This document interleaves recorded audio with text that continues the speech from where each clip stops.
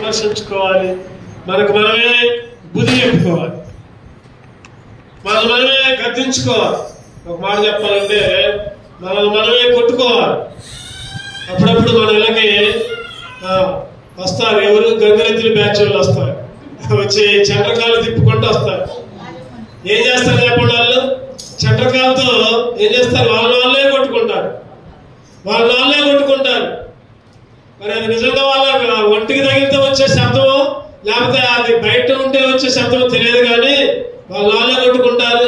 కొంతమంది మా చిన్నప్పుడు అయితే బుగ్గల్లో కత్తులు పెట్టుకుని వచ్చేవారు. ఆ కత్తి ఆధార నుంచి వచ్చేది, చేతులు కోసుకునేవారు. ఈ లోకపరంగా అడుక్కోవడానికి 66 తిప్పలు పడి ఎన్నో.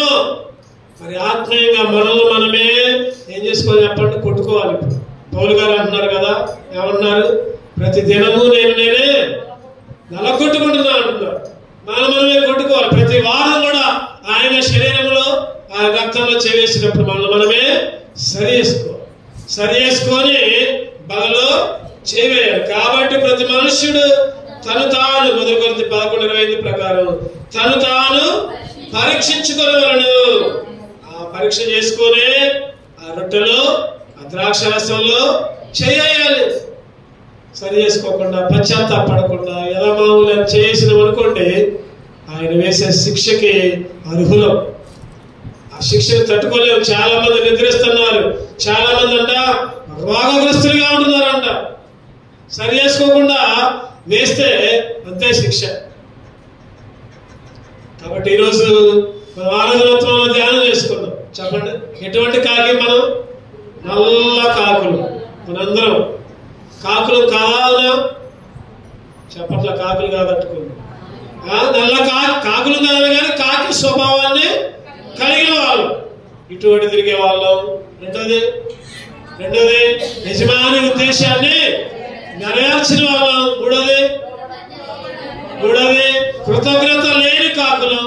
4వది చెప్పిన మాట వినని లోబడని కాకులు. 5వది పవిత్రమైన.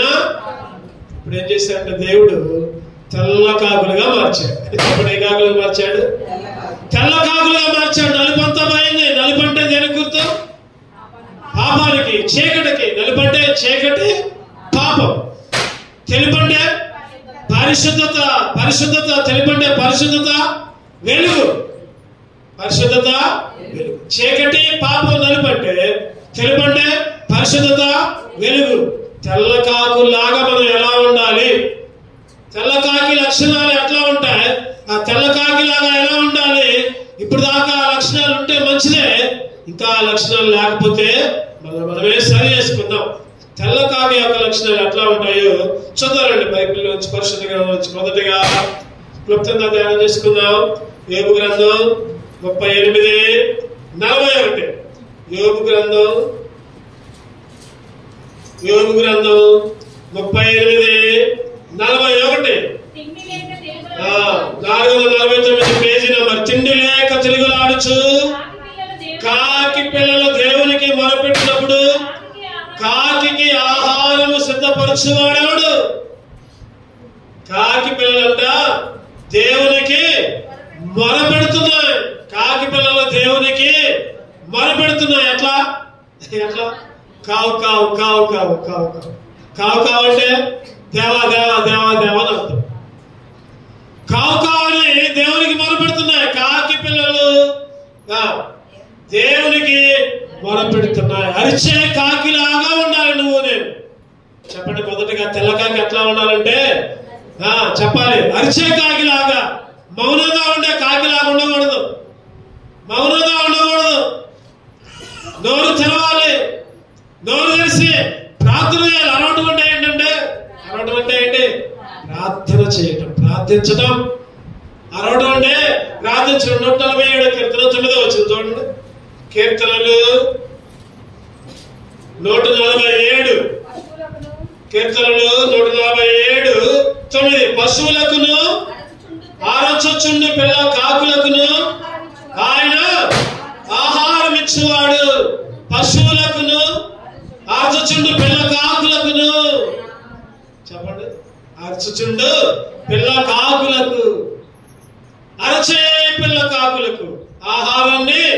ఇచ్చే దేవుడు ఆయన.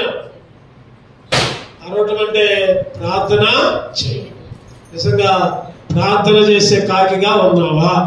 తెల్ల కాకైతే ఏం చేసింది చెప్పండి? ప్రార్థన చేసింది. తెల్ల కాకైతే ప్రార్థన చేసింది, నల్ల కాకైతే ప్రార్థన చేయదు. అసలు చేయదు, వాక్యం చదువుకోదు, పొద్దునే లేవదు. నల్ల కాకి లక్షణాలు.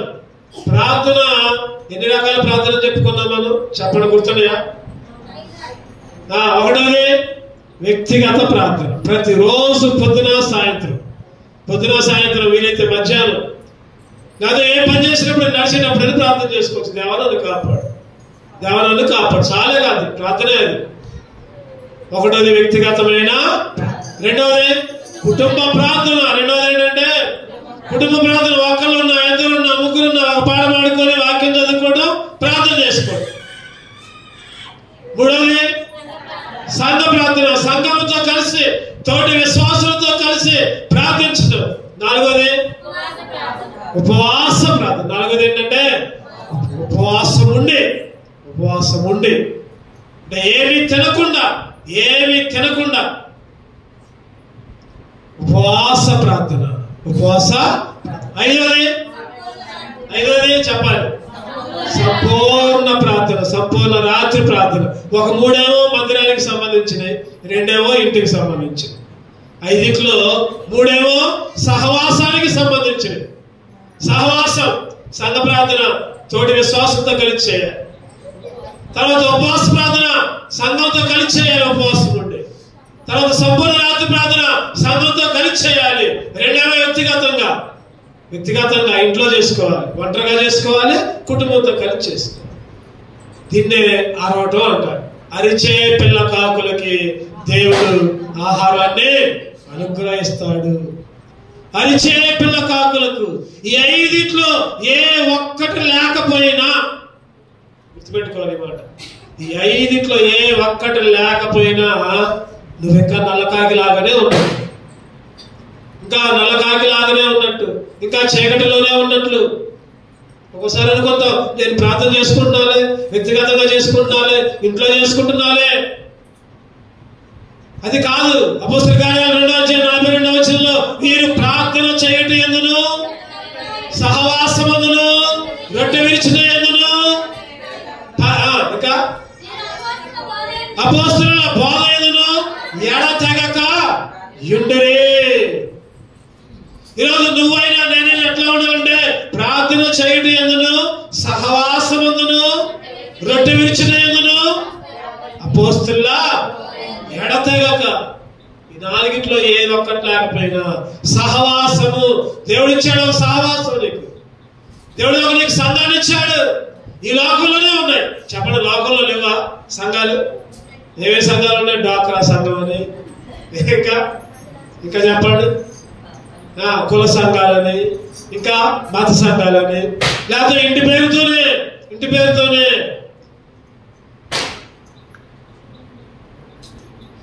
ఈ రకరకాలు ఉన్నాయి. మరి దేవుని బిడ్డలకు ఒక సహవాసం ఇచ్చాడు దేవుడు. సహవాసము కలిగి ఉండి ప్రార్థన చేయి. ఆడమాటమని ప్రార్థనా శక్తి నాకు కావాలయ్యా, నీ పరలోక కావాలయ్యా, యేసయ్యా కావాలయ్యా, నీ ఆత్మాభిషేకం. ఈరోజు మనకి ప్రార్థనా శక్తి కావాలి.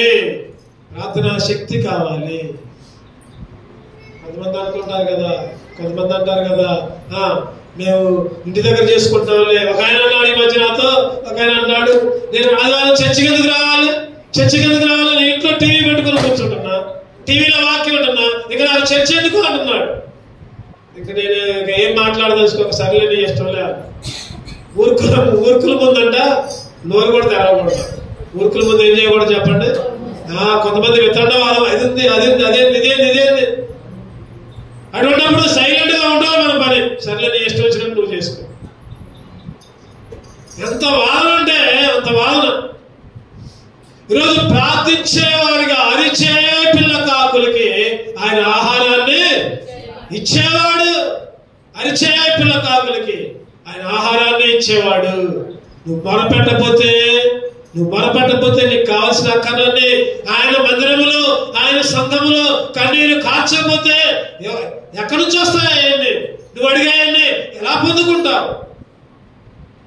అరిచే పిల్లకాకి. ఒకటోది ఏంటంటే చెప్పండి, అరిచే. ఎప్పుడైతే నువ్వు మొరపెడతావు, ఎప్పుడైతే నువ్వు ప్రార్థన చేస్తావు, దేవుడు నీకు ఆహారాన్ని, నీ కుటుంబానికి, నీకు మేలులు, ఆశీర్వాదాలు, దీవెనలు. ఈరోజు తెల్లకాయలాగా ఉన్నావా, ఇంకా నల్లకాయలాగా ఉన్నావా? పరిశీలన చేసుకో. రెండో చూద్దామండి, 2 లక్షలు. మొదటి రాజులు 17:4. మొదటి రాజులు ఈ వచనాలు తీసి పెట్టుకోండి. దీన్నే ఒక 4 నిమిషాల దాకా మనం ధ్యానిద్దాం. మొదటి రాజులు 17:4. ఆ వాగు నీరు త్రాగుదువు, అతనికి నీకు ఆహారం తెచ్చినట్లు నేను కాకోలములకు ఆజ్ఞాపించిందని అతనికి తెలియచేయగా. ఎవరికి చెప్పండి తొందరగా? ఎవరికి చెప్పాలి? అక్కడ వాక్యం ఎవరికి ఉంది? ఎవరితో మాట్లాడుతున్నాడు దేవుడు? ఇంకా ఎంత ఇంకెవరన్నా ఉంటే మాత్రం అసలు ఏ విశ్వాసాలు అన్నా వీళ్ళు? ఏ విశ్వాసాలు అన్నా? పోయినసారి ఒక అన్నాను నాతో, ఏ విశ్వాసాలు అన్నా వీళ్ళు? అసలు ఏం చెప్పట్లేదు ఏందన్నా? ఏందన్నా మీరు ట్రైనింగ్ ఇవ్వట్లేదు సరిగా బైబిల్ స్టడీకి రారా ఏందన్నా వీళ్ళు? ఒక ఎంతమందికి ఎవరు రాలేదు కానీ ఒక అన్న మాత్రం అన్నంటారు. కొన్ని వాక్యాలు తెలిసినవి కూడా చెప్పకపోతే ఎట్లా? తెలియని వాళ్ళు అట్టాకు చెప్పరు, తెలిసిన వాళ్ళు కూడా. ఎవరితో మాట్లాడదే? ఏలియాతో. ఏలియాతో అన్నాడు కదా, నీకేం పర్వాలా, ఆ నీళ్లు త్రాగుతావు, అతడికి నీకు ఆహారం తెచ్చినట్లు నేను కాకోలములకు ఆజ్ఞాపిస్తున్నా. దేవుని ఆజ్ఞని నెరవేర్చే కాకి. చెప్పండి, రెండో కాకి ఏంటి?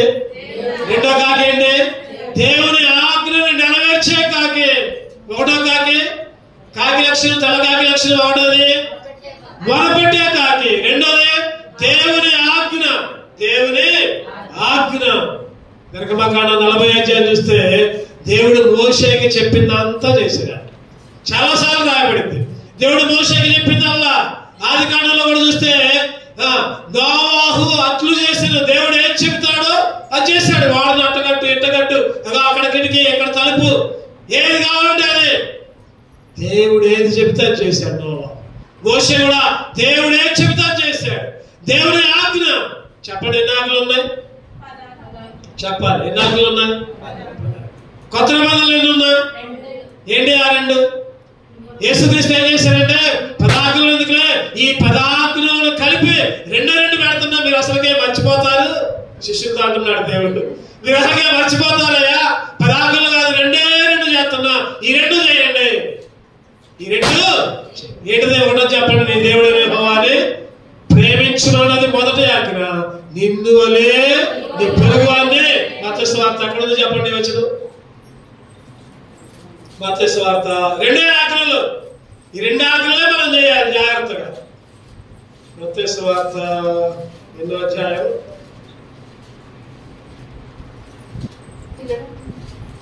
22 చెప్తారు. 33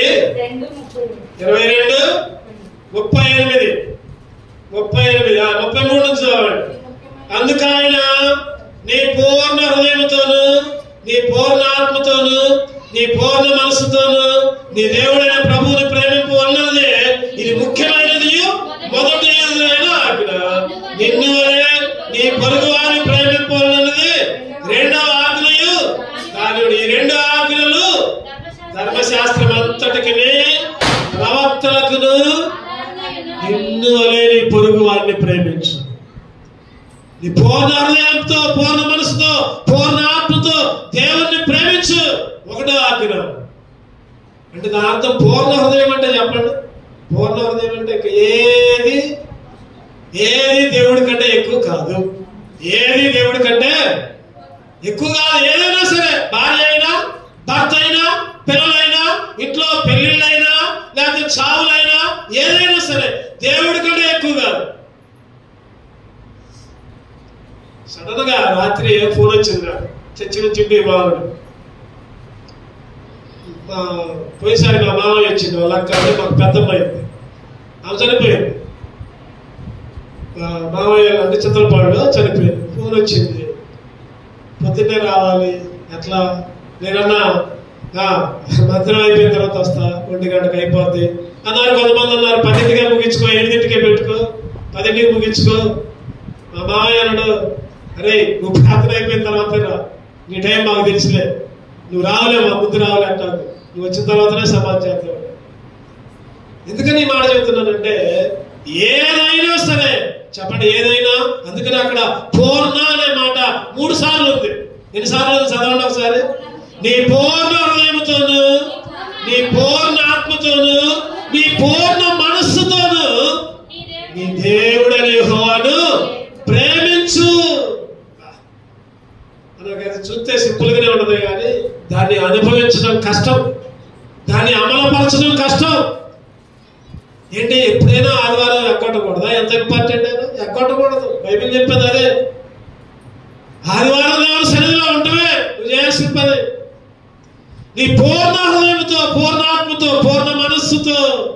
ఇంకోటి రెండోది చెప్పండి, నిన్ను వలే దేవుని ఆజ్ఞ నెరవేర్చింది కాకి. ఇక్కడ ఏం చెప్పింది కాకి? దేవుడు ఇగో రొట్టె ముక్క చేసుకో, ఇగో మాంస ముక్క చేసుకో. చెప్పండి, కాకి, దొంగ కాకి మన ఇళ్లలో చికెన్ లేకపోతే ఇక్కడ కడిగేటప్పుడు ఏం చేసిందంటే, ఏ చిన్న మొక్క పడితే వచ్చి తీసుకొని పోదామని చూసింది. అటు బయట పెట్టి ఇంట్లో పోతే చాలు, వచ్చేసరికి ఒక మొక్క తీసుకొని పోతుంది కాకి, దొంగ కాకి. అటువంటి కాకి దేవుడు ఆజ్ఞాపించింది, ఏమని చేసుకో. ప్రాణ సేవకుడు అక్కడ ఉన్నాడు అంది, దేవుని ఆజ్ఞని తూచా తప్పకుండా పాటించే కాకిలాగా నువ్వు నేను ఉండాలి. దేవునికి లోబడే కాకిలాగా ఉండాలి, దేవుని ఆజ్ఞని వినే కాకిలాగా ఉండాలి. రెండోది, మూడోది చూద్దారండి. మూడో స్వభావం అదే 1 రాజులు 17:6. 1 రాజులు 17:6 చదవండి.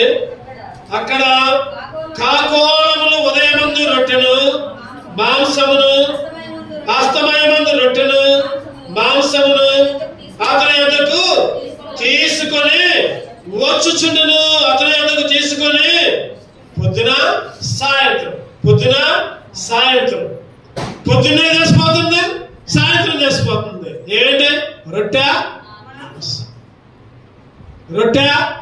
అంటే దేవుని సేవకుడికి ఏం చేస్తుంది? ఆ కాకులు పరిచర్య చేస్తున్నాయి. ఏం చేస్తున్నాయి చెప్పాలి? పరిచర్య చేసే కాకులు అంటే దేవుని పని చేసే కాకులు. దేవుని పని చెప్పండి. ఒకటో కాకి చెప్పాలి, ఒకటో కాకి ఎట్లా ఉండాలి? మొరపెట్టే కాకిలాగా, ప్రార్థించే కాకిలాగా నువ్వు నేను ఉండాలి. రెండవది, దేవుని మాట, దేవుని ఆజ్ఞ నెరవేర్చే కాకిలాగా ఉండాలి. మూడోది, పరిచర్య చేసే కాకిలాగా. దేవుని పని, దేవుని ఇంట్లో పని, దేవుని మందిరంలో పని. మొన్న చూస్తే పొద్దున్నే కొంతమంది వచ్చారు అనడానికి, పోయేటప్పుడు కొంతమంది అంట్లన్నీ గడికి శుభ్రంగా చేసిపోయారు. మందిరాలు గడుగుతున్నారు, మందిరాలు గడుస్తున్నారు. ఈ నెల మొత్తం బేబీ సిస్టర్ చక్కగా మందిరంలో చేపలు వేయటం, మొత్తం ఓడటం, శుభ్రం చేయడం. ఒక్కొక్కరు ఒక్కొక్క నెల మందిరంలో పనిచేసే కాకుల్లాగా ఉండాలి మనం.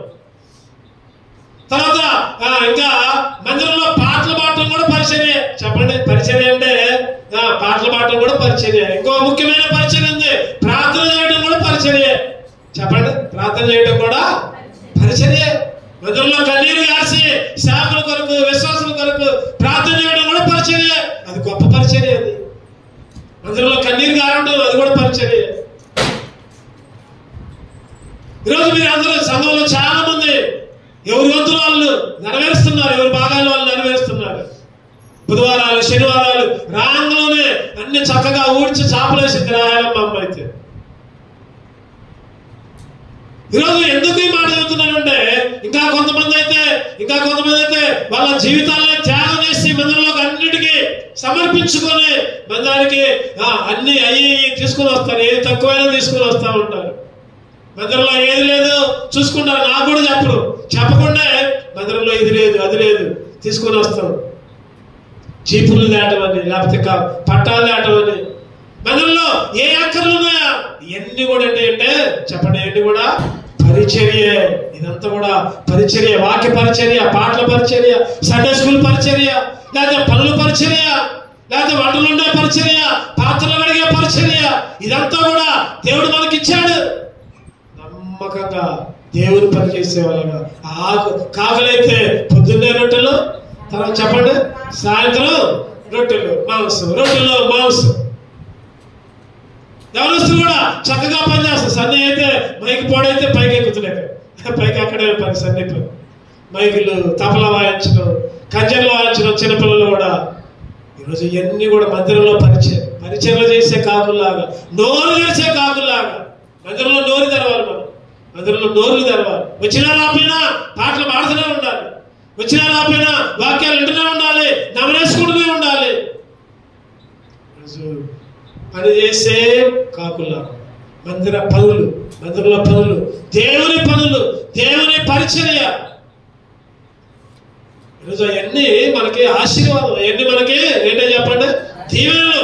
అవన్నీ కొనుక్కుంటే వచ్చే కాదు.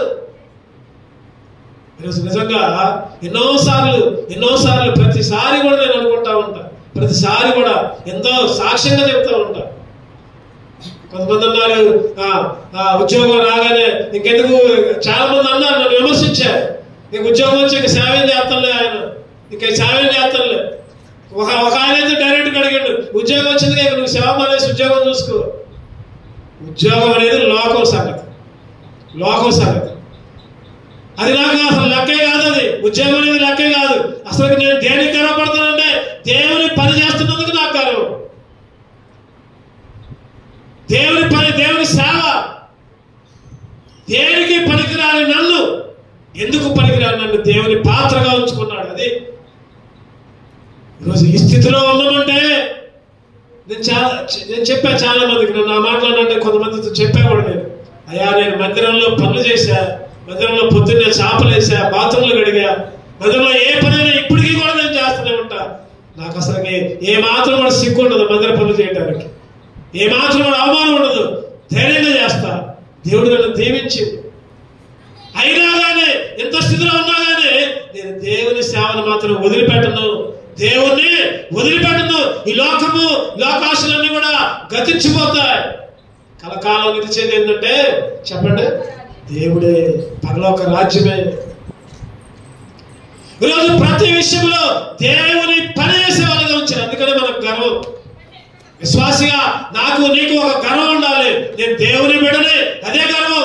మన కులాన్ని బట్టి కాదు, లేకపోతే మన అంతస్తుని బట్టి కాదు, లేకపోతే మనకి మేడ మిద్దెలు, లేకపోతే బంగళాలు, ఆస్తులు ఉన్నందుకు కాదు గర్వం. నేను దేవుని బిడ్డను. ఏమీ లేకపోయినా పర్వాలా, ఏమీ లేకపోయినా నా దేవుడు ఉన్నాడు నాకు చాలు, నా దేవుడు నాకున్నాడు చాలు. ఈరోజు నువ్వు నేను ఈ స్థితిలో ఉన్నామంటే చెప్పండి కేవలము ఈ స్థితిలో ఉన్నామంటే, ఇంకా బ్రతికున్నామంటే, ఈ స్థితిలో ఉన్నామంటే, ఇంకా బ్రతికున్నామంటే నీ కృపా, నీ కృపా, నీ కృపా, ఇదే నీ కృపా, నీ కృపా, నీ కృపా, నీ కృపా, ఇదే నీ కృపా. ఈరోజు నేను అట్లా నిలబడ్డానంటే దేవుని కృపే, దేవుని కాపుదలే, దేవుని భద్రతే. ఈరోజు ఎట్లా ఉండాలంటే పరిచర్య చేసే కాకులాగా. ఎన్నో లక్షణం ఇది? 3వ లక్షణం. చూద్దారండి, 4వ చూద్దారండి. 1 రాజులు 17:6 చదవండి అదే భాగం. 1 రాజులు 17:6. అక్కడ కాకోలములు ఉదయమందును రొట్టెను మాంసమును అస్తమయమందు రొట్టెను మాంసమును, రొట్టె మాంసం మధ్యలో తినలా. అదే మనం ఒకటి పిలిస్తే అరే కొద్దిగా ఎన్ని ఉన్నాయి కానీ చాక్లెట్లు అన్నీ ఉన్నాయి కానీ పలానోడికి ఇచ్చినారంటే మధ్యలో వాడు ఒక 2-3 చాక్లెట్లు తింటాడు. కాకికి రొట్టెన్నా మాంసం అన్నా తెగ ఇష్టం, అయినా కానీ తినలా. 4వ లక్షణం ఏంటంటే నమ్మకమైన కాకి. చెప్పండి అందరూ, నమ్మకమైన కాకి. ఒకటోది మొరపెట్టే కాకి, మొరపెట్టే. రెండోది ఆజ్ఞ వినే కాకి. మూడోది పరిచయం చేసే కాకి. 4వది నమ్మకమైన కాకి. నమ్మకంగా ఉండాలి. దేవునికి ఎట్లా ఉండాలి చెప్పండి? నమ్మకంగా చెప్పినా చెప్పకపోయినా దేవుని పనులు చేస్తూనే ఉండాలి. నమ్మకంగా ఉండాలి. నమ్మకమైన వారికి చెప్పండి, పూర్తి చేయండి. సామెతలు 28:20. సామెతలు 28:20. సామెతలు 28:20. నమ్మకమైన వారికి దీవెనలు మెండుగా కలుగును. చెప్పండి, దీవెనలంట మెండుగా అంటే అన్ని ఫుల్గా వద్దనుకున్నా కొద్దిగా వస్తా ఉంటాయి. నమ్మకమైన వారికి దీవెనలు మెండు. ఈరోజు నీకు నీ కుటుంబానికి దీవెనలు మెండుగా రావాలి అంటే నమ్మకంగా ఉండు. ఎవరికి? దేవునికి. మందిర విషయాల్లో, కూడికల విషయాల్లో, ఉపవాస కూడికల విషయాల్లో, సంఘ ప్రార్థన విషయాల్లో, బైబిల్ స్టడీ విషయాల్లో, లేకపోతే మందిర పనుల విషయాల్లో, ఏ దాంట్లో అయినా సరే నువ్వు నమ్మకంగా ఉండు. ఒక యజమాని చేతుల్లో పెట్టుకోవాలంటే, ఒక యజమాని దగ్గర పనిచేయాలంటే చెప్పండి ఏం చూస్తున్నావు? వీడు నమ్మకంగా పనిచేస్తాడా లేదా? వచ్చి యాక్షన్ చేసేవాడైతే పెట్టుకున్నాడా? పనికి పోయి యాక్షన్ చేసి చూసేటప్పుడు పని చేయడం, చూడకపోతేనేమో ఇంకేదో చేయటం. అటువంటి పని పెట్టుకుంటారు ఎవరన్నా? పెట్టుకోరు. ఉన్న మనిషి ఉన్నా లేకపోయినా ఒక పొలంలో రైతులు పెట్టుకుంటారు, పిలుచుకుంటా ఉంటారు పని వాళ్ళని. అరే నేను లేకపోయినా నమ్మకంగా చేస్తాడు. అందుకనే బైబిల్ అంటుంది కదా, నమ్మకమైన వానికి. ఈరోజు నువ్వు దేవుని పట్ల నమ్మకంగా ఉండు, నీ మందిరం పట్ల నమ్మకంగా ఉండు, కుడికల పట్ల నమ్మకంగా ఉండు, ప్రార్థన పట్ల నమ్మకంగా ఉండు, నువ్వు చేసే పనులు, నీ ఆలోచనలు, నీ తలంపులు నమ్మకంగా ఉండు. నువ్వు ఆలోచనలు కూడా తప్పుకోనేమో, నీ తలంపులు కూడా తప్పుకోనేమో. 1 లక్షల మంది మారు మనసు మంది బాప్తిసం తీసుకున్నామంటే చెడ్డదానికి ఏ మాత్రం కూడా అవకాశం ఇవ్వకూడదు. చెడ్డ ఆలోచన, చెడ్డ తలంపులు, చెడ్డ క్రియలు దేనికి కూడా సమయం ఇవ్వకూడదు. దానికి దూరంగా పోవాలి. ఏసేపు పోయినట్టు, ఏసేపు అడిగిపోయాడు చెప్పండి, వస్త్రాన్ని విడిచి పాపానికి. అరే మనమైతే పాపాన్ని పిలుస్తున్నాం దగ్గరికి, రా రా రా రా అని పిలుస్తున్నాం. ఏసేపు అయితే దూరంగా పోయాడు. అరే నువ్వు పాపాన్ని ఆహ్వానిస్తున్నావే, ఇంకా ఎక్కడ నీ నమ్మకం? ఇంకా దేవుడు నీకు దీవెనలు ఎట్లా కురిపిస్తాడు? నీకు నమ్మకమైన వారికి దీవెనలు మెండుగా ఉంటాయి. నువ్వు నమ్మకంగా ఉండు. దేవుడు నీ కుటుంబాన్ని, నీ పిల్లల్ని, నీ ఆరోగ్యాన్ని దీవిస్తాడు, అభివృద్ధి చేస్తాడు. నమ్మకమైన వారికి. ఎన్నో విషయం ఇది. 5వ చూద్దామండి, సమయం లేదు. లోకస్వార్త 12:24-25. లోకస్వార్త 12:24-25 చదువుతామండి. కాకుల సంగతి విచారించి చూడుడి, అవి విత్తవు, కోయవు, వాటికి గరిసె లేదు, కొట్టు లేదు, అయినను దేవుడు వాటిని పోషించుచున్నాడు. మీరు పక్షుల కంటే ఎంతో. మీలో ఎవడో చింతించడం వలన ఎత్తుని మూరుడు ఎక్కువ చేసుకోలేడు. మీలో చింతించడం వల్ల ఎత్తు కాలేదు, తక్కువ కాలేదు. నీ తల వెంటగా తెల్లగా చేయలేవు, నల్లగా చేయలేవు. చింతలన్నీ తీసే. చింతలన్నీ ఏం తిందమా, ఏం తాగుదమా, రేపు ఎట్టా, నాకు ఆరోగ్యం బాగలేదు, నా పిల్లగాళ్ళు ఎట్లా, నా కుమారుడు ఎట్లా, నా కుమార్తె ఎట్లా, అరే రేపు సంపాదన లేదే, అన్ని అప్పులున్నాయే, ఎట్లా నా జీవితం? వద్దు. చింతలేని కాకులు. ఏ కాకులు చెప్పండి? 5వదిగా చింతలేని. నీకు ఎన్ని సమస్యలన్నా ఉంచుకో, ఆ సమస్యలన్నీ కూడా తీర్చేది ఎవరు చెప్పండి? దేవుడే. నీ చిత్త యావత్తు కూడా ఆయన మీదవే, నీ చిత్త యావత్తు ఆయన మీదవే. కావాలంటే పేద తట్ట తీసుకుందంట, జాగ్రత్త తట్ట తీసుకుని నెత్తి మీద పెట్టుకుందంట. దాన్ని పోతుంటే ఒక కాలాన్ని ఏం చేశారంటే ఎక్కించుకుంటారు. అమ్మ పాపం వెనక దాంట్లో ఎక్కమ్మ డిక్కీలో ఎక్కు. ఆమె ఎక్కి కూడా ఏం చేసిందంటే నెత్తి మీదనే పెట్టుకుంటాం. కారు ఎక్కి కూడా ఏం చేస్తుందామా చెప్పండి, ఆ తట్ట మొత్తం నెత్తి మీదనే పెట్టుకుంది. ఆయన అర్థంలో చూసి ఏందమ్మా పిచ్చిదానిలా ఉన్నావు, తెచ్చు కింద పెట్టు అయ్యా నన్నే మోస్తున్నావు, ఇంకా నా గప్పనే మోత్తంలే అంటున్నాడు. ఈరోజు నీకు నాకు ఎన్నో బాధలు ఎన్నో సమస్యలు అవన్నీ కూడా తీసి పక్కన పెట్టు. చింతలేని కాకి ఏమి తింటాయో ఏమి తినవు ఏం చేస్తాయి చదవమని ఒకసారి లోక 12:24 కాకుల సంగతి విచారించి చూడండి. అవి విత్తవు కోయవు. ఈరోజు అన్ని ఐహిక విచారాలే, అన్ని విచారాలే మీద పెట్టుకుంటాం. లోకస్వార్త 21:34 చదవండి.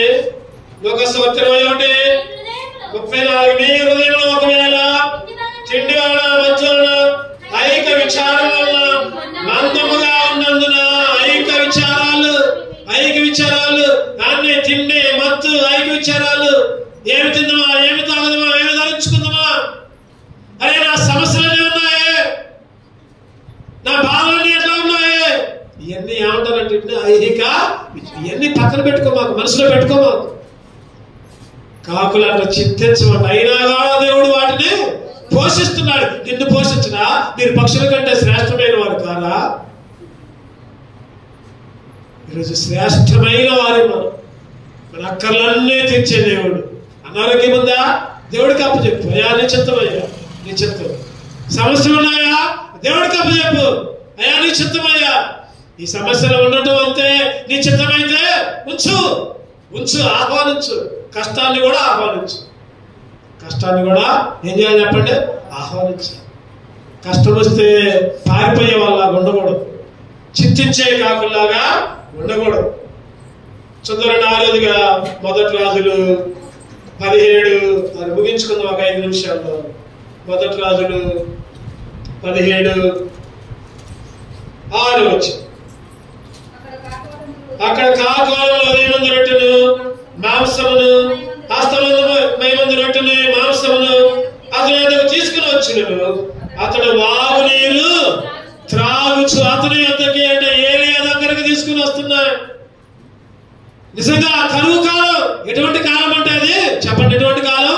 కరువు కాలం. పావురపు రెట్ట. మన బైబిల్ స్టడీలో కూడా చదువుకున్నాం, గుర్తుందో లేదు. పావురపు రెట్ట కిలోలకి 1/2 కిలోలకి కొనుక్కొని తిన్నారంట. చీ అంటారు ఎవరు. పావురపు రెట్ట కిలో 1/2 కిలో. ఇంకొక మాట ఉంది అక్కడ, పుట్టిన పిల్లల్ని వండుకొని తిన్నారంట. పుట్టిన పిల్లల్ని ఏదో రిఫరెన్స్ చూపించే సమయంలో మన బైబిల్ స్టడీలో చూసుకున్నాం. పుట్టిన పిల్లల్ని ఇద్దరు ఉన్నారంటే ఇద్దరు తల్లులు ఇవాళేమో మీ అబ్బాయిని వండుకుందాం, రేపేమో మా అబ్బాయిని వండుకుందాం. ఒక తల్లి అంట వండుకుందంట, నిజంగానే ఆ అబ్బాయిని వండుకుందంట. తెల్లారేసరికి ఏమైనా చేసింది, వాళ్ళ అబ్బాయిని దాసింది. వాళ్ళ దగ్గర అయితే తెలుసు కానీ వీళ్ళ అబ్బాయి దగ్గరకు వచ్చేసరికి దాసింది. అటువంటి కరువు, షోమ్రోన్లో కరువు తాండవించింది. అటువంటి కరువు ప్రదేశంలో, కరువు ప్రాంతంలో కాకోలములు దేవుని దాసుని అంటే ఏలియాని పోషించాయి. చెప్పండి, ఏం చేశా? పోషించే కాకులు. ఏ కాకులు అయ్యే? పోషించే కాకులు. చెప్పండి, ఒకటోది ఏం చెప్పండి? త్వరగా మొరపెట్టే కాకులు స్పీడ్గా. రెండోది ఆజ్ఞకు లోబడే కాకులు. మూడోది పరిచర్య చేసే కాకులు. నాలుగోది నమ్మకమైన కాకులు. ఐదోది చింతలేని కాకులు. చింతలేని కాకులు. ఆరోది దైవ సేవకుని, దేవుని సేవకుని పోషించే కాకులు. నిజంగా చెప్పాలంటే మీరు కూడా నన్ను పోషిస్తున్నారు. ఒక మాట చెప్పాలంటే, మీకు వచ్చిన దశ భాగాన్ని బట్టి, మీరు ఇచ్చే కానుకల ద్వారా. ఈరోజు నేను ఎక్కడికన్నా మీటింగ్లకు పోతున్నానంటే ఖర్చు అయినా కూడా వెనక్కి దాక్కుండా మీరు ఇచ్చే కానుకల ద్వారానే. నేను ఒకటే తీర్మానం తీసుకున్నా. ఏంటంటే కానుకలు నా సొంతంగా అసలు ఉపయోగించుకోవద్దు. అసలు సొంతంగా దేవుని పని కొరకే, దేవుని కొరకే. ఒక 1500 చేయండి, 750 సంఘానికి, 750 దేవుని పనికి. నేను నిర్ణయించుకున్నా మాట, నా సొంత ఖర్చులకు అస్సలు వాడుకోవద్దు. దశభాగాలైనా కానుకలేను. ఎందుకంటే మీరు ఎంతో కష్టపడి, మీరు ఎక్కడ కష్టంతో ఆ డబ్బులు అనేవి ఉట్టుకొచ్చే కావు, గుర్తుపెట్టుకోండి. 10 రూపాయలైనా సరే ఉట్టుకొచ్చే కావు. ఎంతో కష్టపడి దేవుడు మీకు ఇచ్చిన దాంట్లో నుంచి దేవుడు మమ్మల్ని దీవించాలి అని, దేవుడు మమ్మల్ని ఆశీర్వదించాలని మీ దశభాగాలు, మీకున్న ప్రథమఫలాలు దేవుడి మందిరంలోకి వచ్చి కానుకలు వేస్తుంటే ఆ కానుకల్ని అస్సలు నేను సొంత పనులకి నాకు ఒక తీర్మానం తీసుకో. 1700 లేకపోతే 2000 వస్తే ఒక 1000 రూపాయలు దేవుని పనికి, ఒక 1000 రూపాయల సంఘానికి. అది ఎంత బ్యాంకులో వేసుకోవడం అంతే. చివరిలో లేక చూసి అంత దేవుని మందిరానికి ఖర్చు పెట్టడం, అది ఒక తీర్మానం. ఎందుకంటే మీకు దీవెన రావాలంటే ఆ కానుకల ద్వారానే, దేవుని పని దాని ద్వారానే జరిగించాలి. నేను కొంతమందికి బైబిల్ ఇస్తా ఉంటా, ఇక్కడే కాదు ఇంకా చాలా ప్రాంతాల్లో బైబిల్ ఇస్తా ఉంటా, పాఠ్య పుస్తకాలు కూడా ఇస్తా ఉంటా. నాకు మొన్న బుధవారం మీటింగ్ పోయా ఖమ్మం. నేనేమో పాఠ్య పుస్తకం తీసుకోను. నేను ఇప్పటికి ఏమంటానంటే కొత్త పాఠ్య పుస్తకం ఉంటా, దీనికంటే పాత మీ దగ్గర. ఇప్పుడు ఇంకా కొత్త వచ్చినాయి. మొన్న చూస్తే పాట నంబర్లు చేస్తున్నా, నన్నే పిలిచారు పాటలు పాడటానికి. అరే నేనేమో వాళ్ళు చెప్పే నంబర్ ఒకటి, నేను తీసే నంబర్ ఒకటి. అరే నా పుస్తకమే పాత అయిపోయింది. మనసులో అనిపించింది, అరే ఏంటి ఎట్లా ఉన్నా నేను. ఇంకా కొత్త పాటల పుస్తకం వచ్చినప్పుడు ఇంకా పాటల పుస్తకం కూడా కొనుక్కోలేకపోయాను. వెంటనే కొనుక్కున్నాను, నేను వెంటనే కొనుక్కోను. నేను తర్వాత ఒకటి తీర్మానం తీసుకున్నా, చర్చిలో ఇప్పుడున్న పాటల పుస్తకాలు చదువుకున్న వాళ్ళ దగ్గర ఉన్నాయండి, లేని వాళ్ళకి ఇవ్వండి. మీ అందరికీ నేను పాటల పుస్తకాలు చేస్తాను, కస్టమర్స్కి కొత్త పాటల పుస్తకాలు తీసుకుని వస్తాను. బైబిల్ లేని వాళ్ళకి కార్తీక్ కూడా ఒక బైబిల్ తెచ్చాను. కార్తీక్ కూడా సైదమ్మకి అడిగింది, అన్న బైబిల్ కావాలి కార్తీక్కి పుట్టినరోజు కావాలి. పుట్టినరోజు అయిపోయిందా? అయిపోయిందా? అదే బైబిల్ తెచ్చా కార్తీక్ కూడా. ఇంకా బైబిల్ లేని వాళ్ళు ఎవరు చెప్పండి, బైబిల్ వేస్తా. ఎందుకంటే మీరిచ్చే కానుకలు నేను సొంతంగా కాకుండా ఇటువంటి వాడికి, నేను ఢిల్లీ పోయినా లేకపోతే ఇంకెక్కడికైనా పోయినా దాంట్లో మీరిచ్చే కానుకల ద్వారా దాని ద్వారా మీకు ప్రతిఫలం రావాలి. అంటే ఇక్కడ ఎందుకని ఇవన్నీ చెప్తున్నానంటే ఇవన్నీ లేవాల్సింది నా ఉద్దేశంలో. ఇక్కడ వాక్యం చూస్తే దైవజనుణ్ణి పోషించే కాకి, దేవుని మందిరాన్ని పోషించే కాకి. కొంతమంది బియ్యం పంపిస్తున్నారు, కొంతమంది బియ్యం మూటలు, వడ్ల మూటలు, బస్తాలు బియ్యం తీసుకుని వస్తున్నారు. లేకుండా ఉండకుండా ఈరోజు మనం అటువంటి కాకుల్లాగా ఉండాలి. తెల్ల కాకి యొక్క లక్షణం. ఈరోజు దేవుని దైవ సేవకుడు అంటే నేనే కాదు, నాకంటే నేను కూడా మీలాంటి ఉండే. నేను కూడా మనందరికీ సేవకుడు ఒకడే. ఎవరు ఆ సేవకుడు అంటే దేవుడే మన సేవకుడు. ఈరోజు నేను సేవకుడు అని చెప్పుకుంటే అది నా భ్రమే. ఈరోజు పాస్టర్లు లేకపోతే ఇవన్నీ ఈ లోకంలో పెట్టుకున్నాయి. పోయినసారి నేను ఇంకా చెప్పొద్దనుకున్నా చెబుతున్నా, ఎందుకంటే పోయినసారి నన్ను బిషప్ దానికి వెళ్ళాను. బిషప్ ట్రైనింగ్కి వెళ్ళా, ఆ కోచింగ్ తీసుకుంటున్నా. బిషప్ ట్రైనింగ్ ఎగ్జామ్ కూడా రాశా, క్వాలిఫై అయ్యా. నాకు బిషప్ ట్రైనింగ్ కూడా ఉంది. ఈసారి బిషప్ పట్టా కూడా ఇస్తాను. ఈసారి మీటింగ్కి బిషప్ పట్టా కూడా ఇస్తాను. నేను ఒకటే అన్నా, తీసుకుంటా, పేరుకి మాత్రమే తీసుకుంటా, కానీ నేను దాన్ని ఉపయోగించుకోను. అటు పెట్టుకుంటా. లేదు అనుకుంటా, నాకున్న సర్టిఫికెట్లలో లేదు అనుకుంటా అది కూడా పెట్టుకుంటా. నాకు రెవరెండ్ అని లేకపోతే అయ్యని చాలా ఉన్నాయి, అన్నీ ఉన్నాయి. అవన్నీ కూడా నేను ఎప్పుడైనా రోజు మీరు వాక్యాలు వస్తూనే ఉంటాను, నా యూట్యూబ్లో పెట్టేవి బ్రదర్ అనే పెట్టుకుంటాను. చూసారో లేదో మీరు, బ్రదర్ BRO అని పెట్టుకుంటాను. ఇంకా నేనేం పెట్టుకోవడానికి ఇష్టపడ్డు. అది మన గొప్పదనం కాదు. మనకంటే గొప్పవాడు ఒకడే ఉన్నాడు, ఆయనే గురువు, మన తండ్రి. నేను పాస్టర్ లేకపోతే సేవకుడు లేకపోతే అయ్యగారు లేకపోతే ఫాదర్ గారు ఇవన్నీ తేలికి పనికిరావు. మనందరం కూడా దేవుని తోటల్లో జత పనివాని.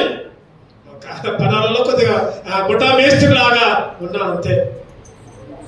ఒక మేస్త్రి లాగా ఉన్నాను నేను అంతే. నేను కూడా పనున్నే, దేవుని పనున్నే, దైవజనుణ్ణి పోషించే కాకులు. చివరిగా ఇంకొకటి కాకి లక్షణం ఇందాక చూసుకున్నాం మనం. కాకులు అంట చింతించవంట. కాకులు, కాకోలములు. చూడండి, దీని ద్వారా ఏం చెప్పదలుచుకున్నాం అంటే కాకులు ఐక్యత కలిగిన, చివరిగా 7వ లక్షణం ఏంటంటే కలిసి ఉండే కాకులు. చూడండి, ఒక కరెంటు తీగ మీద కాకి చనిపోయింది అనుకోండి, కాకి చచ్చిపోయింది అనుకోండి, ఏం చూస్తాం మనం? ఏం చూస్తాం చెప్పండి? ఒక్క కాకి చచ్చిపోతే కాకులన్నీ వస్తాయి, అక్కడ కాకులన్నీ వస్తాయి, కావు కావు అనుకుంటూ వస్తాయి. ఐక్యత, కాకులలో ఐక్యత, కోతులలో ఐక్యత, జంతువులలో ఐక్యత.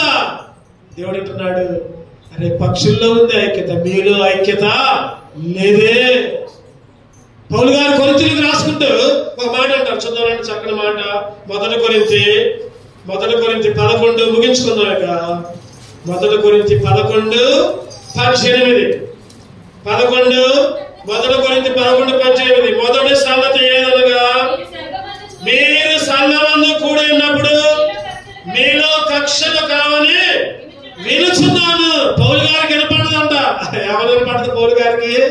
మీలో ఏమున్నాయి? కక్షలు. సంఘంలో ఉంది 10 మంది మాట్లాడుకోరు, ఏం ఉపయోగం చెప్పండి? ఆ సంఘం దీవించబడిందా? ఆ సంఘం ఆశీర్వదించబడిందా? పౌలు గారు కొరింథీయులకు రాసుకుంటా అయ్యా మొత్తం వివరించుకుంటూ చెప్పుకుంటూ చెబుతా ఉంటున్నాడు. ఏమని మొదటి సంగతి ఏంటంటే, మొట్టమొదటి సంగతి ఏంటంటే నాకు కొద్దిగా వినపడదు. ఏంటిదంటే మీలో కక్షలు ఉన్నాయ్యా. అగో నువ్వు ఆమెతో మాట్లాడు, ఆమె నీతో మాట్లాడదు, వాళ్ళ ఇంటికి నువ్వు అవు, నీ ఇంటికి ఆమె రాదు, కనీసం ప్రైజ్ లాడు కూడా చెప్పుకోలేరు. ఏంటిది ఇది? ఏంటిదండి ఇది? కక్ష. ఏంటిదండి ఇది? కక్ష. ఈరోజు సీఎం సంగమా, దేవుడిని హెచ్చరిస్తున్నాడు, మీలో కక్షలున్నాయా. మొదటి సంగతి ఏంటంటే ఈరోజు పౌలు గారు హెచ్చరిస్తున్నారు, మనం ఇంకా నువ్వు పలానా వాళ్ళ మీద కక్ష, పలానా వాళ్ళ మీద ద్వేషం, పలానా వాళ్ళతో నేను మాట్లాడను అనే స్వభావం ఉంటే నువ్వు నల్లకాకివే, ఏమాత్రం కూడా తెల్లకాకివే కాదు. వాళ్ళు తప్పు చేసినా నువ్వు అసలు నీ తప్పే లేదు, వాళ్ళదే తప్పు అయినా కానీ దేవుడు ఏం చెప్తున్నాడు? నువ్వు పోయి వాళ్ళ దగ్గర క్షమాపణ. నీ తప్పు కాదు, వాళ్ళదే తప్పు అయినా నువ్వే క్షమాపణ. అది క్రైస్తవ బిడ్డల లక్షణం. వాళ్ళు తప్పు చేసినా నువ్వే క్షమాపణ.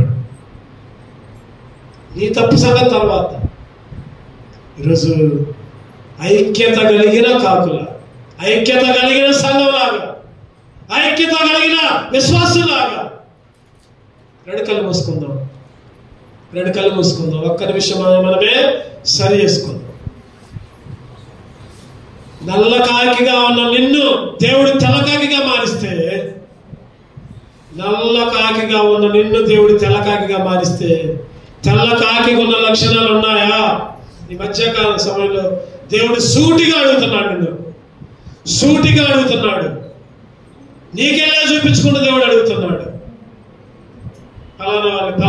ఫలానా వాళ్ళు కాదు, నీకే, నాకే. ఇది నా గురించే, ఇది నీ గురించే. ప్రార్థించే కాకిగా ఉన్నావా? లేకపోతే ఇక నుంచైనా ప్రార్థించి అరిచే కాకిగా ఉండు. దేవుడు ఆహారాన్ని ఇస్తాడు. దేవుని ఆజ్ఞ నెరవేర్చే కాకిగా ఉన్నావా? 2 ఆజ్ఞలు. పూర్ణ మనసు, పూర్ణ హృదయం, పూర్ణాత్మతో దేవుని సేవించు, నిన్ను వల్ల నీ పొరుగు వారిని ప్రేమించు. అది పాటిస్తున్నావా?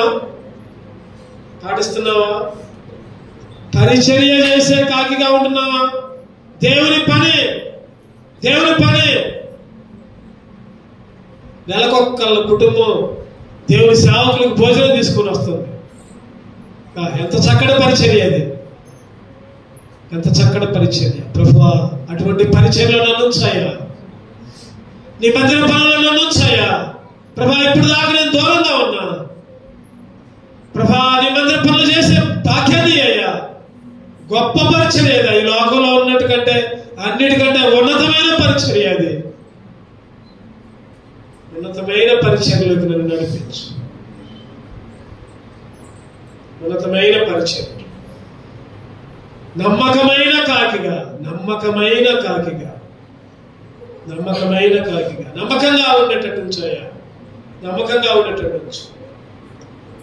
చింతలేని కాకిగా ప్రభా, చింతలేని కాకిగా ఉంచు, చింతలేని కాకిగా ప్రభా, నిన్ను పోషించే కాకిగా ఉంచు. నీ మందిరాన్ని, నీ సేవకుల్ని, నీ విశ్వాసుల్ని ప్రభా నీ కొరకు ఖర్చు చేసే కాకిగా నన్ను ఉంచాయి. నా బలాన్ని, నా సమయాన్ని, నా ఆస్తిని